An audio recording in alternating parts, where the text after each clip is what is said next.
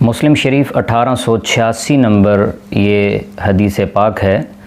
نبی رحمت جان کائنات صلی اللہ علیہ وآلہ وصحبہ وسلم ارشاد فرماتے ہیں، تم میں سے کسی کے لیے کیا مشکل ہے کہ وہ ہر رات تہائی قرآن کی تلاوت کر لے؟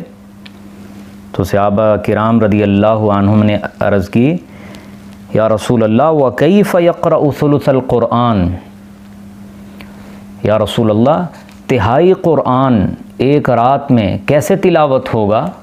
قال، آپ صلی اللہ علیہ وسلم نے ارشاد فرمایا، قل هو اللہ احد،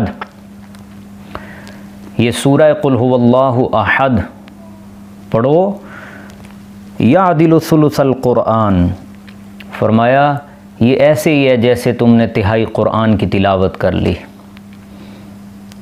یاد رکھیے، نفلی عبادات جتنی بھی ہیں، وظائف ہیں، اوراد ہیں، ان سب میں افضل عبادت، افضل نفلی وظیفہ قرآن کی تلاوت ہے۔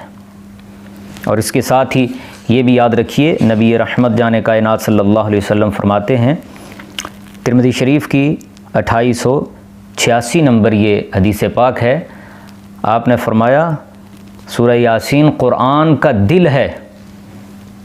اور پھر شعب الایمان حدیث نمبر 2494 میں فرمایا سورہ رحمان قرآن کی دلہن ہے۔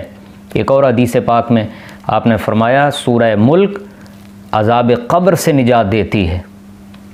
اور پھر فرمایا جس کے سینے میں قرآن نہیں ہے تو وہ اجڑے مکان کی طرح ہے۔ جو قرآن میں اتنا مشغول رہا، تلاوت کرتا ہی رہا، اسے دعا مانگنے کا موقع نہ ملا، تو فرمایا اعطیتہ افضل ما اعطی السائلین، مانگنے والوں سے میں اس کو زیادہ عطا فرما دیتا ہوں۔ قرآن سے اپنی وابستگی روزانہ کی بنیاد پہ تلاوت کے ذریعے اور اس کی تفہیم کے ذریعے یہ اب ضرور رکھیں۔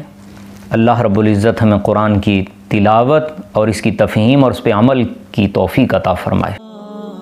مفتی صاحب کے چینل کو سبسکرائب کریں